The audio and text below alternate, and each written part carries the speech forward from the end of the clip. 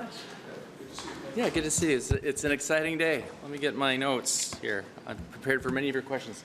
Thank you very much for joining us today. I'm Steve Fear, MP for Kelowna and Secretary of State for the Defence Investment Agency. With me is Parliamentary Secretary Jenna Sudds. And it is a fantastic day. To meet the moment, we've announced, this government in a very short time has announced a number of major initiatives. The Major Projects Office, Build Canada Homes, and today I'm very proud to announce the Defence Investment Agency. The goal or aim of this agency is to equip the Canadian Armed Forces with the tools and equipment they need at the speed of relevance, bringing Canadian industry into the tent to stimulate our own economy and to create good-paying jobs for Canadians. We're going to continue to build out our defence relationships and security relationships with like-minded countries that share our values. And don't worry, we're still going to work with our partners to the south, but we're not going to be spending 75 cents of our dollar south. We'll be amortizing that money out in Canada where we can, and then spending it in other places where we have to. This House has only sat for 34 days, and this ministry has only been established for 100 days. So this is a step change in the way we do this. Many governments have talked about it, and over the last couple of months I've realized why it never got done, because it was very, very difficult to do. This agency has authority, resources, and people to get it done, and we're going to move forward at the speed of relevance to make sure that our Canadian Armed Forces get the equipment they need on time. And I'm open to any questions you may have for me. What made this so difficult to do?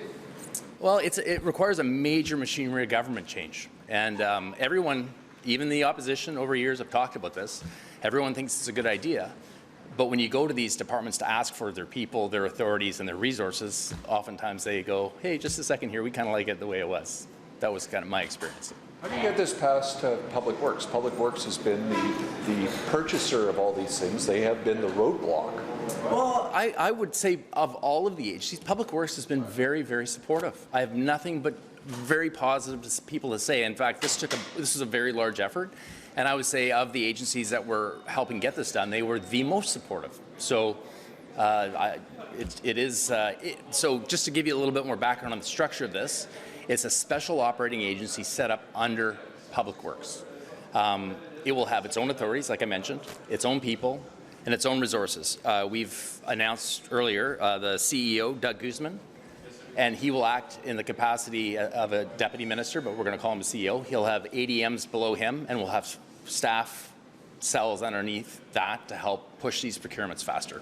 Yeah, but I understand, like, the agency will hire the same public servant that is actually working, like doing this job, right?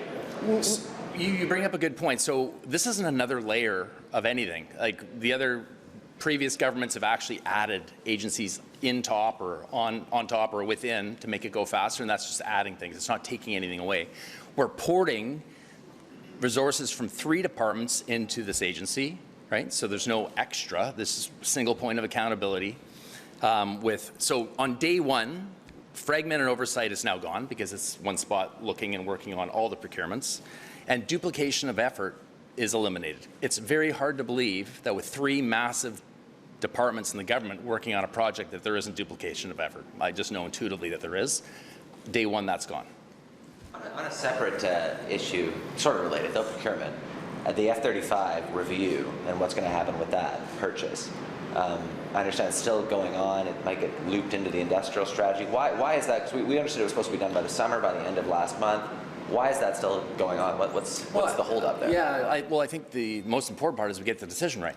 So there's no pressure on us to make a decision until we're ready to make a decision. We're a sovereign country. We're going to make the decision based on our needs and what's best for Canadians and Canada. And taking the time to get the decision right hasn't slowed anything down. We're under contract for 16 airplanes right now. They're in various stages of production at the manufacturer. And taking a bit of extra time to make sure we get it right, I think is a responsible thing to do. You know what is, because obviously a few months ago the thinking was that you guys would be able to have a decision by the end of September or whatever. What changed? Well, it's a complex problem, and the more you look at it, the more you realize how complex it is. So there's lots of arms and legs to the decision, and we're going to take the time we need to get it right. So just asking, in Kitchener, there's a company that makes the assault rifles for the Canadian Forces. Colt used to be Dynamarco. If they need an upgrade, if the Canadian Army needs an upgrade, and that is our sole supplier, how fast can, in theory, can something like this happen? Can new rifles roll out the door? A couple years? No. That is on my radar as doing as quickly as I can because there's very little barrier to that other than money. The military wants it. It's a Canadian company. All the bits and pieces line up. The procurement's almost there. It just needs to be funded, and we're going to get that. I want to get that out the door as quick as I can. You rely actually, I think you say 70 or 75% on U.S. For war equipment and stuff. Sure. What's the new target with the agency? Is it 50%, 60%? Is there a new target? It's very hard to nail down a target good because it's equipment specific. I mean, obviously, if we can do it in Canada, and one thing I've learned over the last several months of touring all over this country is we have awesome capacity and capability right here. I think it was underappreciated, in my opinion.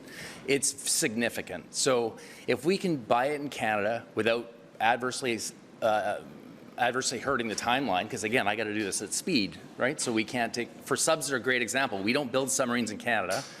We could, it would just take way too long. So we've looked elsewhere. So I'm going to parlay that into how much Canada can be involved economically with in-service support and some other deals on a G2G level. With regard to the U.S., there's some systems that we will probably just have to buy from the U.S. Again, we're not abandoning that relationship. It's going to change. And we're going to amortize or diversify ourselves in ways that meet the moment. And that's not having all our eggs in one basket, whether it be the U.S. or anybody else. So you don't have any specific target? No.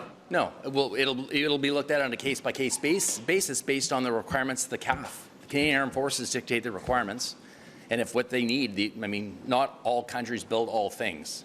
So we'll look around to see where we can do it, and if the only place we can get it is the U.S., then that's probably where we'll end up going. But again, I got to parlay that into in-service support. I got to think about IP. There's a bunch of things I still need to think about.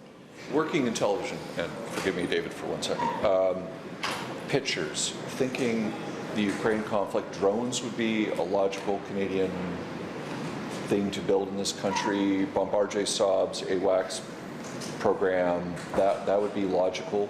Those sort of things that we could, in theory, build and you would fund, and I could use those pictures on television. Yeah, those are. We have awesome capability in shipbuilding. Everyone knows that. We have awesome capability in space, aerospace, land systems, AI. If you really start to look, you will find Canada has unbelievable capability. The other thing this agency is going to do, other than try and buy from Canada, which is a high priority, and the Prime Minister's been clear on that, is we need to parlay our excellence outside our own border. We don't do that very well. So, where we can partner, these are, like, if you go and spend billions of dollars on submarines with another country, that's a relationship you're going to have for a long time. Can we work that relationship in other ways that benefit Canada economically and the partner that we're working with? I need to make sure, and I know Melanie Joly and Manny Sidhu and myself, I was at a big trade show over in London a month and a half ago. Canada has awesome capability. There was 220 SMEs at this trade show, biggest footprint we've had at that trade show ever.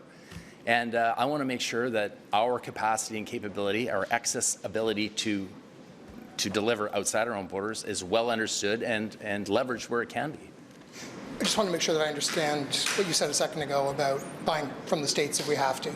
So is it right to say that the thinking will be buy Canadian if we possibly can, buy from anywhere else if we can't buy Canadian, buy American if we have to? Well, if you wanted to put it on a list, I guess that's the list that I'm looking at. Again, it doesn't mean, I don't want people to walk out of this room saying that we're diminishing the relationship with the U.S. It's still an important relationship, and we are still going to work with the Americans. But if we had been putting 75% of our spend into any other country other than the U.S., I think we would all come to the conclusion that's probably not a good idea, and we need to diversify. The U.S. isn't the only game in town. And we need, especially with the challenges that we're having right now, if not when would we do it? Is there like a strategic element to that, or I'm not sure if that's the right word, but given the tensions that we've had with the United States, Donald Trump's talking about the 51st state. I don't know if that was yesterday or the day before, or whatever day that was, when he was meeting with the generals. Again, reducing our buy from the United States, is there kind of like a strategic decoupling aspect to that that's part of the strategy as well? again, if not now, when? We should not have our 75% of our eggs in anyone's basket, whether it be the United States or anybody else. This just makes a lot of sense. Coincidentally, the stimulus or the motivation to wake up one day and realize that we shouldn't have all the eggs in one basket is coming from south of the border, but we're here now. So what would make sense is that we diversify ourselves in a way that makes sense for Canada, a sovereign Canada, and move forward from there. Are we all on board? Awesome. Thank you very much. This is an exciting day for the country. Like I said, you can't, many governments have tried to do this, and this is an exciting day. This is going to benefit the Canadian Armed Forces industry and Canada in a way that we've never seen. So I'm super excited about it. Thank you. How long before, this is, I mean, it's hard to say, but how long before your first project comes up that we're thinking months here? We're working on, like, yeah, it's not like the PSPC and D&D are going to come over to the DIA in day one and dump dozens of high-value files on our desk. They're coming over in an orderly fashion that we can absorb them and get going. So there's an orderly transition of that, but the DIA will own it all, as it should, moving forward as quickly as we can. Any idea when we'll be able to take a look at the F-35 report? No, that is clearly in the Prime Minister's office. Again, it's an important decision for Canada. A decision has not been made. I don't personally feel any pressure. I understand the enormity of this decision. And when he has all the information that he needs to make the decision, he'll make it. Thank you very much. Appreciate it.